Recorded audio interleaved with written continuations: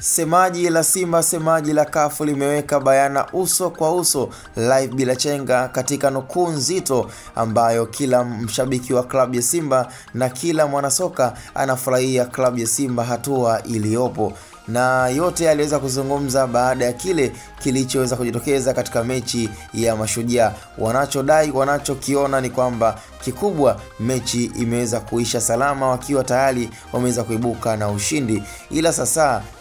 Haji Sande Manara kwenye sakata ambalo hawezi kumuingia semaji la Simba, semaji la CAF, ni baada ya kile kilichoweza kujitokeza kwa Haji Sande Manara kumsema boss Ghalib Said Mohamed GSM kwa mazungumzo zaidi ambayo yaliweza kuvuja katika application ya Mange app, na ni sauti zilizoweza kuvuja, kila moja aliyepata nafasi ya kusikiliza aliweza kusikia. Ila katika mazungumzo ya semaji la Simba, semaji la CAF ameweka bayana kwamba hawamtaki na tayari wameshaanza kuona dalili za Haji Sande Manara kujipendekeza ama kutaka kurejea kwenye klabu ya Simba, kwa sababu tayari ameshaona kibarua kimeota nyasi na kinaota nyasi 100%. Kitendo cha kumconvince moja ya mtu ambaye halikuwa hamfahamu labda GSM Ghalib Said Mohamed kumzungumzia issue ya wake zake kufanya plastic surgery,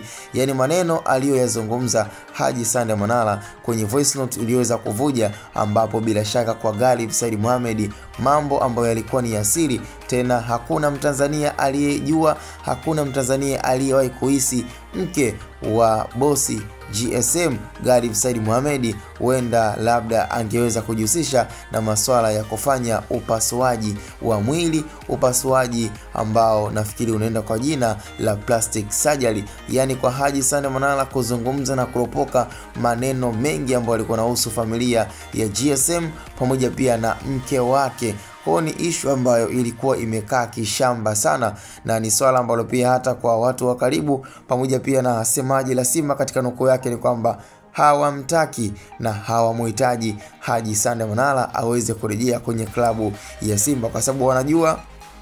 Yanga watapofanya makubaliano ya kuachana kabisa rasmi kabisa kwenye upande wa kufanya kazi na kuwa kwenye ushirikiano na Haji Sande Manara, wanaamini kwa 100% ni lazima tu Haji Sande Manara atataka kurejea kwenye klabu ya Simba. Na kiakili zaidi, katika mtandao wake wa Instagram alijifanya ameposti picha ambayo alikuwa amevaa uzi mwekundu, uzi wa Msimbazi, na huku akiwa anajaribu kuandika maneno kwamba yeye kipindi hicho alikuwa ni mfanyakazi wa klabu ya Simba. Kwao ni kama anataka kujirudisha na kutaka kujibebisha kwa kosa aliloweza kulifanya dhidi ya GSM Ghalib Said Mohamed.